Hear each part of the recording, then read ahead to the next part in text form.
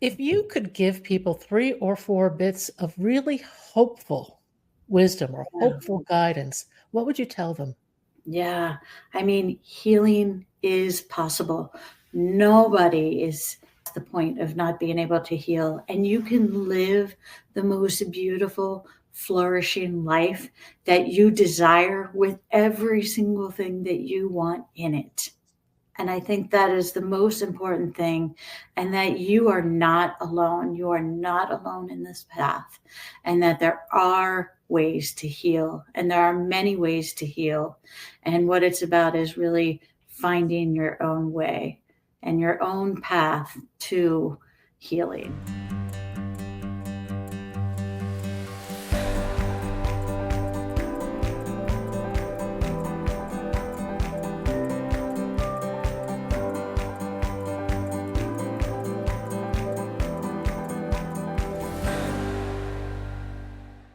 Asher Beckwith is an extraordinary and wise woman. She holds many degrees and distinctions, but it's her passion for healing that ties everything together. Asher is focusing on healing and sexual abuse, in part because it's part of her past. She uses a wide range of therapies, ranging from talk to somatic to EMDR. And in this podcast, she brings hope to everyone that healing from any sort of trauma can be in your future too. Asher, welcome to Bump in the Road. If you would, tell us your story. Well, first of all, thank you so much for having me. I really appreciate this opportunity. It's truly a blessing to me. So, my story starts back when I was in my teen years, in my mid teens. And unfortunately, I was abused for 4 years by a same sex pedophile.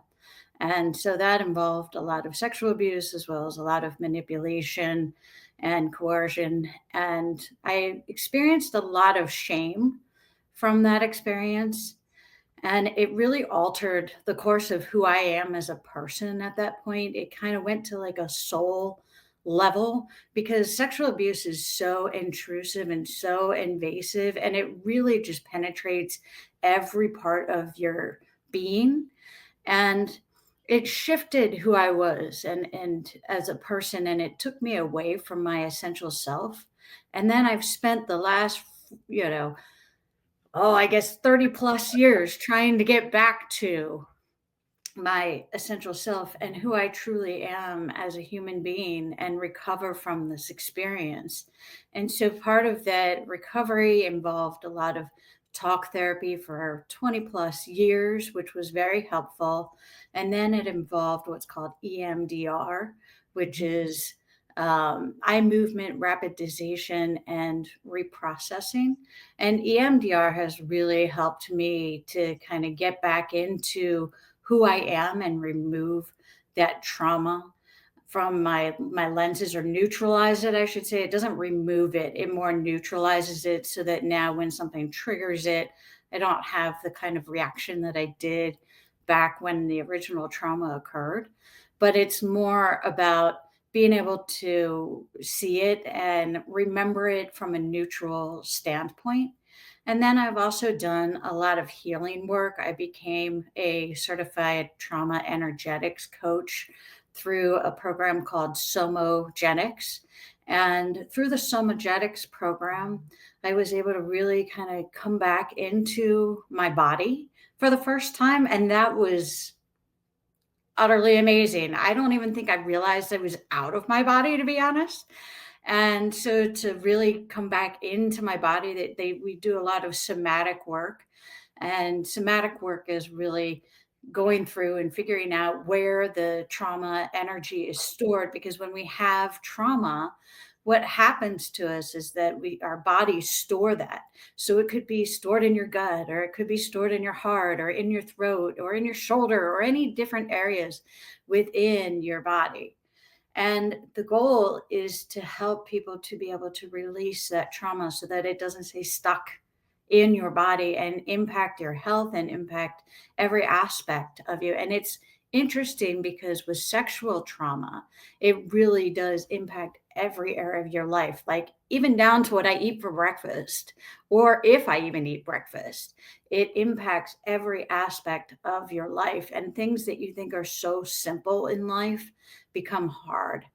And so doing this work has helped me to re-access that essential self within me and bring that essential self out, as well as helping me to regulate my own energy. And so what's been beautiful about that is I've connected with some other very beautiful souls, and I have had the opportunity to work with those beautiful souls and to help them also to be able to discover their essential self, because it gets so buried when you have something so invasive. And through this process, I was able to interview 9 other survivors, which has been fantastic. It was a healing experience for me, and it was a healing experience for them. And I was able to, and I'm working on a book now that is totally informed by survivors. It's all survivor stories, it's all survivors' healing strategies. So it's not necessarily what happened to people and what their trauma was. It's got very little of that, but it's more about the healing strategies. What does healing actually look like day to day? In psychology and things, we've had lots of self-help authors and other authors write about things that you can do to heal, which is beautiful and lovely. And then we've also had memoirists and folks who have written their stories. And so this is kind of a marrying of the two of those. But what's beautiful about this book and how it's unfolding is that it is bringing out the healing journeys and what people do in their day-to-day lives and what that healing journey actually looks like. And sometimes, and it's not a straight path, it's Right. interweaved and it's all over the place. And sometimes, you feel like you're getting further, and other times you don't. And that's all okay, because that's all a part of this beautiful transcendent healing journey. I think that irregular path is life. We have this dualistic perspective of the world, and we think you go from 0 to 1,000,000% overnight, and we don't. You don't. It's a series of ups and downs, and the perseverance and the resilience to stay on your path. Absolutely. And one of the things that's been beautiful to me, and one of the things that has inspired me to do this, is a couple of years ago, I actually took my girlfriend to Mount Shasta to celebrate her birthday. And Mount Shasta is this beautiful spiritual place. If you've never been there, it's in California. It's gorgeous. And the energy there is really different. I'm a highly sensitive person and empath. And when I got there, I instantly felt the energy shift, and I felt really loved and warm. And while we were there, we did a series of meditations. I mean, even a series of meditations in a day. And one evening we went and we did what's called a cacao meditation. And that's where you drink a little bit of this cacao. So cacao is, what chocolate is made from. And so you extract the beans and all of that. And then, you make this kind of hot chocolate kind of solution. And so you drink that, and then you go around and you state your intention, and then you go into a very, very deep, deep, deep meditation for even like a couple hours. So it's a really intense process. And what happened in that meditation is that Jesus actually came to me. And so I've had kind of a fraught relationship with Jesus throughout my life, coming out and being gay, and then also having a situation where I was abused and I blamed Jesus a lot. And so for me, Jesus coming was a little odd. I was like, okay, what's up? Why are you here? And what was beautiful about it is that Jesus kind of held his hands over top, just like hovering over top of me, and just kind of healed me and said, like, you're healing, you're healed now. And then from that, what was beautiful is that then he started to infuse me, and I go into this in way more detail in the book, but like infuse me with this beautiful golden light that almost looked like, bolts of lightning, but it was steady, but it was that kind of energetic piece. And then Jesus said, look, I'm giving you this energy to go and help others heal. And so that was really the beginnings of when I started to figure out that this was my life's calling. And, whether it's Jesus or the universe or, however way you feel about that or, process that, that to me was my higher calling and saying, look, this is what you need to do. And so then I started doing podcasts and I started doing the book, and I received the message one day that it needed to be specifically about sexual trauma. And that is the hardest thing in the world to even think about or write about, to be honest. Yeah. And Jesus literally said, "This is this." I was like, "Really? Are you serious? Do I have to?" And Jesus was like, "Yes, this is your gift. You are a healer. Go take this healing out to the world." And so, one of the beautiful things is after I was infused with that golden light, Jesus said, stand up and reach towards me. And so I stood up and I reached towards the sky, and literally, I almost felt these like baby feathers on my arms, which I was like, that's kind of strange. And I was able to reach up. And then over time, Jesus said, look, I'm giving you these wings. And the wings started to grow. The more I healed, the more the wings grew. And now it's at a point where the wings feel so much like I could take them and just wrap them around the earth. What is the role of spirituality in healing? I think it plays a critical role. Really, survivors feel alone. And what I've learned is that we're not alone and that we've never been alone and that these things actually happen to us because this is our path. And our path is there. And no matter how hard it actually is to experience it and go through it, it is there for a reason.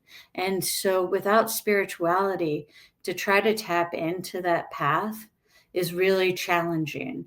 So I always encourage folks to whatever it is that you believe in, Mhm. because for me, it's Jesus. But that was unknown to me, and I didn't know that that was going to happen. And for others, it's the universe or, some other goddess or gods or other types of things. But it's critical because it's critical to realize that you're not alone and that you do have a purpose with going through this. I think finding your purpose is one of the most important things in life, and it's so Absolutely. difficult because I always say the first half of your life, you get all this crap piled upon you, and if you're lucky and diligent, the second half of your life, you have the opportunity to start peeling it back. Amen.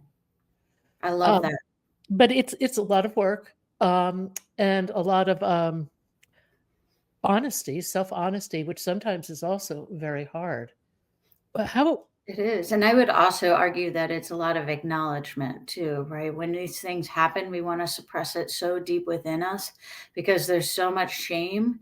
And then we feel like we put so much blame on ourselves. Like, what if I wasn't there at that time? What if I wasn't in that moment? Maybe I shouldn't have gone out that night. Maybe I shouldn't have done this. And it's all a lot of self blame, especially for people who have been through sexual abuse and, oh, maybe I shouldn't have had a relationship with that uncle or that aunt or that person.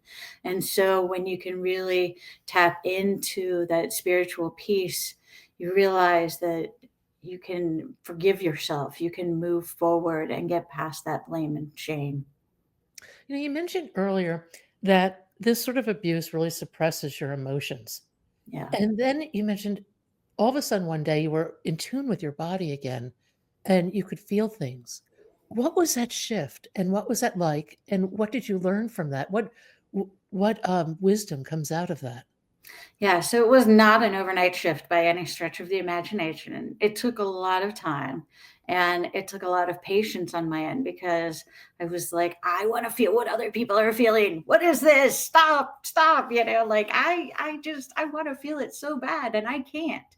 And so it was really harnessing my energy and deliberately focusing it on my energy and really feeling that within me, even if it was just for a split second. And it was at first, it was just for one tiny split second. I maybe got a glimpse into my body and feeling who I am. and then it was gone. And then it took a lot of practice and a lot of patience to continue that and to continue to do these somatic exercises and to be able to really focus on that and make it a priority in my life. And I practice this every day, even sometimes a day. And I asked myself a lot of questions like throughout the day, and that really helped me in terms of prompting me to think about things like, what am I feeling right now? Like, what are my emotions right now? And it took me a while to even get in touch with that. I would be like, oh, well, such and such happened today, and I would go into some story, but I wouldn't actually be hitting on an emotion. And so then what I did was I took out an emotions list where I got one online, where it just Mhm. lists out all your emotions. And I was like, okay, we're done with the stories. Pick an emotion because an emotion is typically one word, like frustrated, angry, hurt, happy, excited. And I was like, pick one word as to how you're feeling right now. And so I did. And then I was like, and what does that feel like in my body? And I Mm. literally had to sit there and reflect and have that introspection as to what that felt like in my body. And that is the entree to starting to heal. Yes, that is one of the entrees to starting to heal. I actually, through writing this book, have out of these survivors' stories, have noticed that there are some trends and things that have occurred. And so that has led me to develop what's called the self heal model. And that model is really based off of like each piece is an acronym. So for example, it's like safety, evaluation, and then learning, because we have to unlearn so many things and then learn again, and then forgiving yourself and others, and then health and energy and alignment, and then truly ultimately loving yourself. And so the first step of that is really getting into this space of safety. And when I say safety, I don't just mean physical safety. Of course, Mhm. physical safety is really important. So making sure that you are in a safe space, right? Away from violence, away from crime, away from triggers, away from all of these things. But then it's about cultivating inner safety.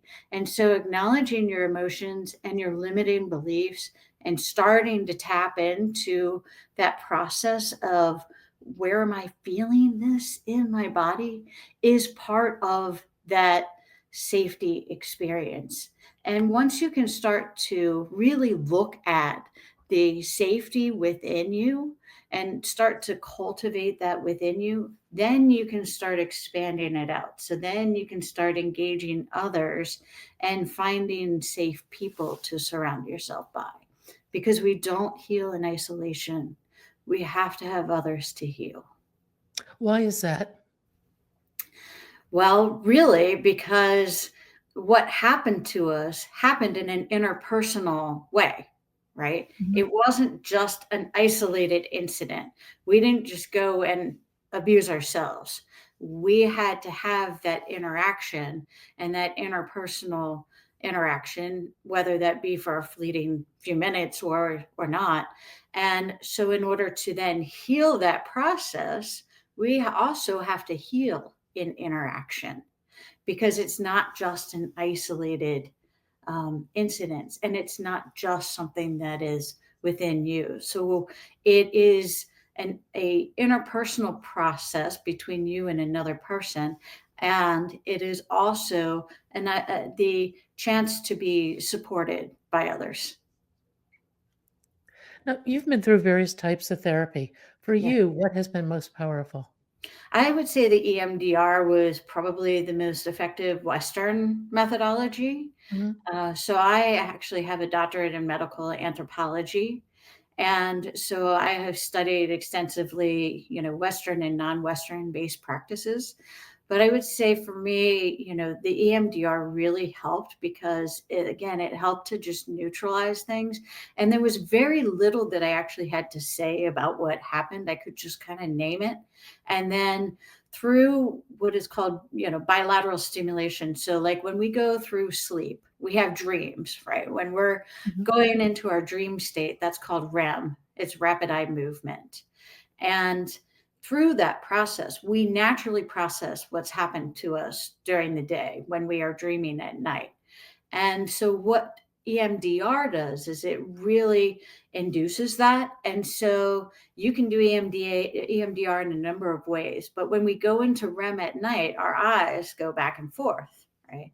And so, EMDR is we can either move our eyes back and forth or we can tap on either side of our bodies. Mhm. But what that does is it stimulates the brain to have that bilateral stimulation. And when we're in that place, without getting deep into the biomechanics of it all, when we're in that place, we can process through things.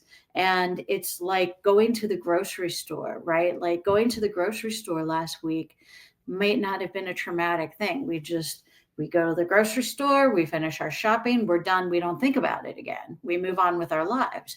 But what happens is when we have a trauma is that our brain kind of remains open, and so that whenever anything triggers it, that Mhm. then we automatically go back to that place in our brain, and it's something, and in our nervous system, and it's not something that we can control. We can't control triggers, but we can control how we react to those triggers. So we can become aware of those triggers and then choose how we're going to react. So it's really a lot of self awareness. And so that then when our brain is open, right, we're going back to that. Well, what EMDR helps to do is close the brain so that then when you are triggered, or that when you remember something that is like that situation, you don't automatically go into this state of fight, flight, freeze, or fawn. Your nervous system isn't stimulated in that kind of a way. When you start using EMDR, does Mhm. that in turn play into neuroplasticity where you're actually building new neural pathways? Absolutely. Yes, it is definitely highly related. Neuroplasticity, where we are rerouting our brains, EMDR can play a major role within rerouting your brain and rerouting the circuitry. Because what happens is when you have one kind of trauma, then if you have other things that resemble it, then your brain starts setting up pathways in your Mhm. head that will align with that one trauma. So then it becomes compounded over time because you don't just have the one trauma, you have all of these other traumas. And in reacting, unless you're very conscious of your reactions, you don't even know what you're reacting to.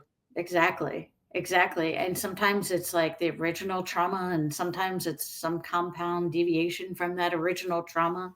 And so it just puts you automatically in your nervous system into this, high, hypervigilant kind of level. And so some people stuff that, and put that down below. Other people blow up. Other people are just silent and almost go into this like freeze state. So there's many ways in which it can manifest. How do you start developing consciousness so you can start to separate your thoughts and automatic reactions from the reality you want to create? Yeah. So it's interesting. So one of the things that I talk about is like being an observer of your thoughts. Mhm. So just really sitting and almost like, so I'm a scientist, right? So being an observer kind of comes naturally to me because that's what I was trained to do. But now what I'm learning to do is take that inside of my head and just kind of let my thoughts go and let my emotions go and see what is attached to what, and go, huh, and get curious about it and really think about it and go, huh, what is that thought being attached? And then what emotion is that bringing out in me? And then how is my body reacting to all of that? And so once you can start to really notice those things and not necessarily just react to those things, then you can you once you have that level of awareness, then you can start almost programming yourself to, what do I want my future self to look like? And then being in that future self and saying, okay, this is what I want. This is what I want to be experiencing. These are the thoughts that I want to be having. So it's a shift in your head, and it takes time. Like, it's not something that is, just right off the cuff. But once you start questioning and really getting into those thoughts and what's happening to them and what that's bringing out, then yeah, you can start to shift to, okay, this is what I want for myself now, and this is what I want for myself in the future, and creating and envisioning that future self, which is something that is beautiful and something that we also touch on in the self-heal model. Well, you're rewiring everything in your Absolutely. body, in your mind, your emotions. Are you familiar with, Joe Dispenza's work? Oh, yes. His the story he tells about his daughter at the Yeah. beginning of that book, you're familiar with that? Briefly for everybody, um, Joe Dispenza's work mirrors a lot of what Asher is saying. I mean, they're in that if when you start to actually feel and experience your future, you are driving yourself towards it on multiple levels. And he brings in some quantum mechanics and whatnot. But he tells a great story about his daughter. And his daughter wanted to go to Florence. And he said, well, you have to get somebody to pay for it and jump in if I'm missing anything key in the story. And so she meditated and she thought about it and she put her whole being into feeling going to Florence. And she had an opportunity to go, but they wouldn't pay for it. There was a payment issue in the first opportunity. And he Mhm. said, go back and work on it some more. So she went back and she thought about Florence and everything she wanted to do there, how it would feel, what she would eat, how it would taste, how it would smell, you name it. She created this amazing future for herself in Florence. And lo and behold, the exact right opportunity showed up where I think she worked as maybe a TA or something like that, was actually paid and got to go to Florence. Yeah. And the beauty of that is you can do that with any aspect of yourself. So once you get to a stage, because it requires a lot of awareness, it requires, a lot of practice and things, but it's not impossible and it can be done. And once you get to that state, you can do that with anything. You can do that with your career. You can do that with your identity, because we own so much of survivors, we own that label, but that label has so much attached to it too. And there's so much victim blaming and, things of that nature. And so you can create, though, the life and survivorship that you want, not what others say, which I You think is beautiful. Hmm. with the idea of going through any sort of horrifically abusive experience like this, there's a lot of shame. And this, I was listening to another podcast, um, to another podcast earlier, and they were talking about the idea of shame. And I wondered, is shame an inherent part of the human condition, or is it something societal? No, I mean, well, I don't know if I can answer that, entirely, but Yeah. anthropologists have done a lot of studies and things of that nature on different emotions. But whether it's nature or nurture, I'm not entirely sure. But the way in which we experience it does vary based on what culture you're in. And so then what we attach, so for example, like sexual abuse survivors are seen as weak in many ways and in strong in some ways, but Hmm. also are really given are shamed for that, for going through that, and they might be shamed by their families, they're shamed by society. It's something that is not necessarily looked well upon. Now if you come out of your survivorship and you're somehow victorious, then it's celebrated, but to just have survived is not celebrated, and What that is it? label is not. Yeah. Mhm. What is it to be victorious?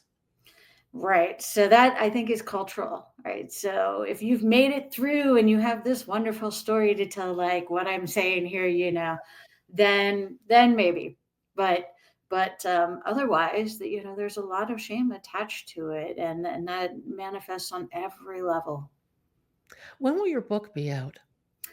Yes, so I am working on it. My hope is by late spring, early summer. Mhm. I am working very, very hard on it right now. And it's coming along swimmingly. And then I'm also looking to start a membership, and that membership would be like a monthly kind of membership where other folks can come in and we can create this beautiful peer to peer kind of relationship and have this wonderful community together where we can share resources and talk through things and talk about issues that affect us and how they affect us, and then learn techniques in order to be able to deal with these things on a day-to-day basis and to process through these things.